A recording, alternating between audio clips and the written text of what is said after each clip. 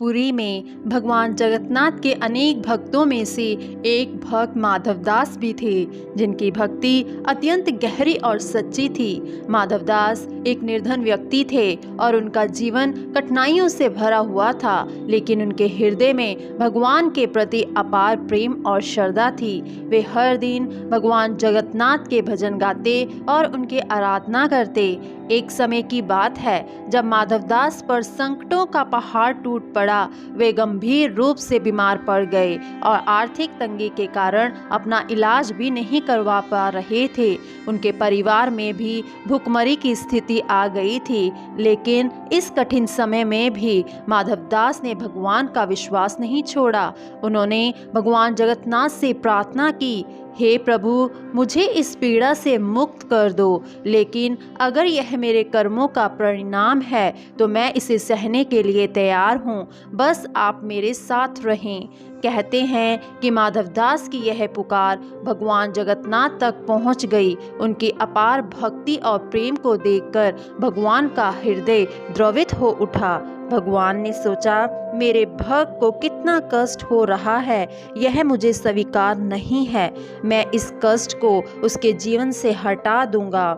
इस प्रकार भगवान जगन्नाथ ने माधवदास का सारा दुख अपने ऊपर ले लिया। उसी रात भगवान को तेज बुखार आ गया और वे बीमार पड़ गए। अगले दिन जब पुजारी भगवान के दर्शन करने आए तो उन्हें ज्ञात हुआ कि भगवान अस्वस्थ हैं। उन्हें चिंता हुई कि भगवान को अचानक क्या हो गया है, लेकिन किसी को इस दिव्य लीला की रहस्य समझ में नहीं आया। इस दौरान माधवदास चमत्कारी रूप से स्वस्थ हो गए और उनकी सारी परेशानियां दूर हो गई। जब उन्होंने यह सुना कि भगवान जगन्नाथ बीमार हो गए हैं तो वे समझ गए कि यह उनके दुखों को हरने के लिए भगवान ने स्वयं यह पीड़ा उठाई है। यह जानकर उनके हृदय में भगवान के प्रति और भी प्रेम और श्रद्धा उमड़ आई। वे मंदिर पहुंचे और भगवान के लिए गहरा आभार प्रकट किया।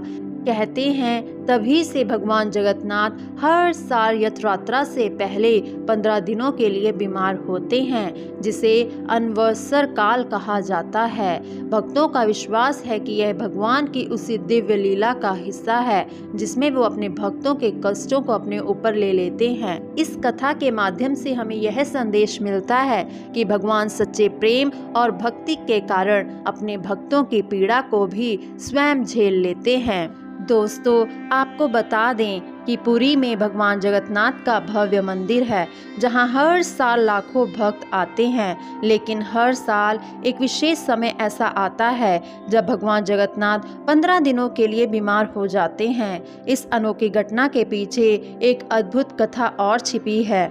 बहुत समय पहले द्वापर युग में भगवान श्री कृष्ण ने अपनी लीला से सबको मोहित कर दिया था। उनके बाल्यकाल में यशोदा माँ के साथ बिताए हुए दिन उनके प्रिय थे, लेकिन समय के साथ वे द्वारका लौट आए और वहां का राज्य संभालने लगे। वर्षों बीत गए और गोकुल के लोग उनकी याद में दिन बिताने लगे। एक दिन माँ यशोदा ने अपने प्रिय लाल के दर्शन के लिए प्रार्थना की। भगवान श्री कृष्णा ने उनकी पुकार सुनी और अपने भाई बलराम और बहन सुभद्रा के साथ गोकुल जाने का निश्चय किया। वे सोचने लगे कि ऐसे गोकुल वासियों को अपनी प्रेम भरी झलक दी जाए ताकि वे उनके सान्निध्य का पूरा अनुभव कर सके। लेकिन इसके लिए श्री कृष्णा ने एक लीला रचने का निश्चय किया। उन्होंने गोकुल पहुंचने से पहले ही ऐसी माया फैलाई कि उन्हें बुखार और थकावट हो गई। वे एक साधारण मनुष्य की तरह बीमार हो गए और अपना समय विश्राम में बिताने लगे। बलराम और सुभद्रा ने भी उनका पूरा ख्याल रखा। गोकुलवासी भगवान के बीमार होने की खबर सुनकर चिंतित हो उठे, परंतु वे सभी जानते थे कि यह भी भगवान की लीला का एक हिस्सा है। पुरी में आज भी इस लीला को अनवसर के रूप में मनाया जाता है। ज्येष्ठ पूर्णिमा के दिन भगवान जगन्नाथ, बलभद्र और सुभद्रा को पवित्र जल से स्नान कराया जाता है, जिसके बाद वे 15 दिन तक बीमार रहते हैं। इन दिनों भगवान को एक विशेष स्थान में रखा जाता है जहां केवल मंदिर के पुजारी ही जा सकते हैं। वे भगवान को औषधीय गुणों से मुक्त प्रसाद और जड़ी बूटियां देते हैं ताकि वे जल्दी स्वस्थ हो सकें। यह 15 दिनों का अनवसर काल पूरा होते ही भगवान फिर से भक्तों को दर्शन देने के लिए तैयार हो जाते हैं। उनके स्वस्थ होते ही उनकी भव्य रथ यात्रा निकाली जाती है। इस दिन भगवान जगन्नाथ बलभद्रा और सुभद्रा के बड़े बड़े रथों में सजाकर गुंडीचा मंदिर की ओर ले जाया जाता है।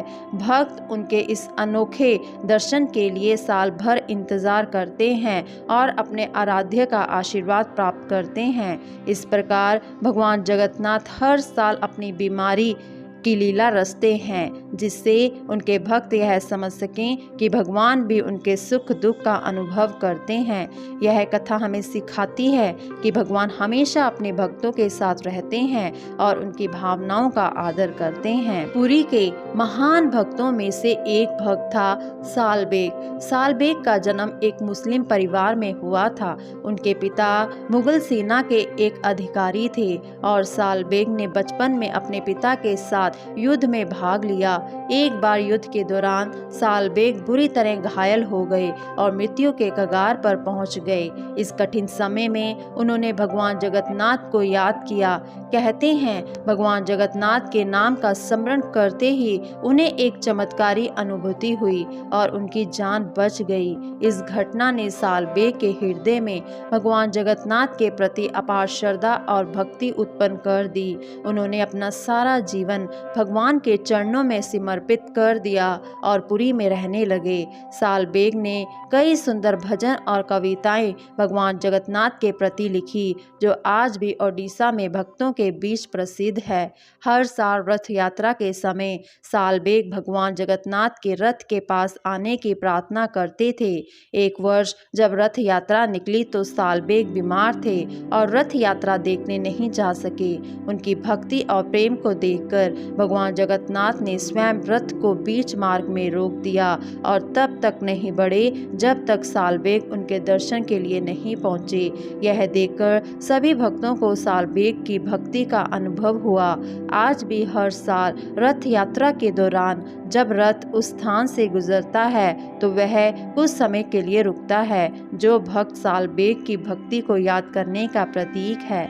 सालबेग की यह कथा यह संदेश देती है कि भगवान जाति धर्म से परे होते हैं और सच्चे प्रेम और भक्ति को ही स्वीकार करते हैं। दोस्तों, आशा करते हैं आप सभी को यह कथाएं पसंद आई होंगी। कृपया करके वीडियो को लाइक और चैनल को सब्सक्राइब करें ताकि आपको और भी ऐसी कथाएं सुनने को मिले। धन्यवाद। मिलते हैं एक और नई कथा के साथ।